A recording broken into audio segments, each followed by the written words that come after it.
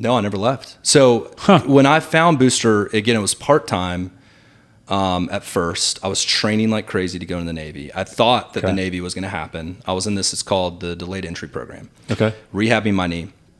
And so I plugged in, and again, I was like, I'm working around cool guys. I worked as a camp counselor as a high schooler. And so this idea of like helping elementary kids and teaching them fitness and character and raising schools money was always cool, to me. And but it was very much a gig. And then when the door shut with the Navy because of the third injury, I came to Chris and I said, Chris, like, I think I'm going to be here a little bit longer.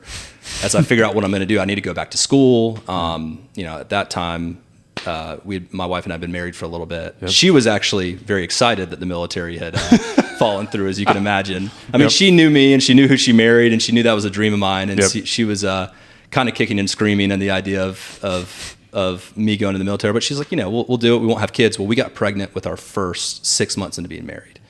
So we got married at, I was 21, she was 20. Okay.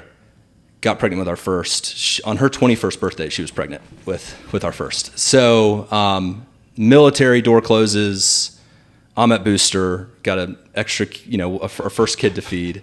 And I'm like, Chris, like, this thing's growing. I don't know what I want to do. I need to go back to school, but I'd love to work more hours. Yeah.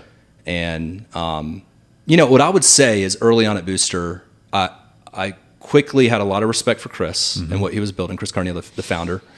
I loved the culture. What we did was cool to me, but I didn't ever think I was going to have a career in school fundraising, which is what we do. Yeah.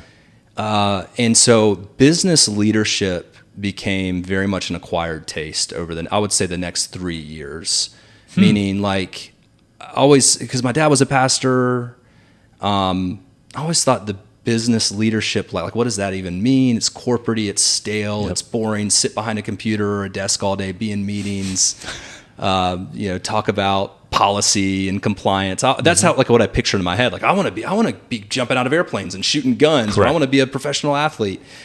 And being in the right culture here at Booster with people that I really trusted and respect, and seeing that business was like this, it was like this giant sport in the sense of you're solving problems, you're working with people, you're working in diverse environments, and it requires a lot of self-awareness, it requires a lot of hard work.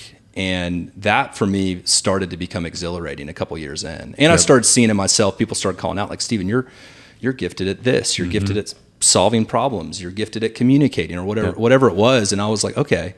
And Chris kept giving me more and more opportunity to grow the business. And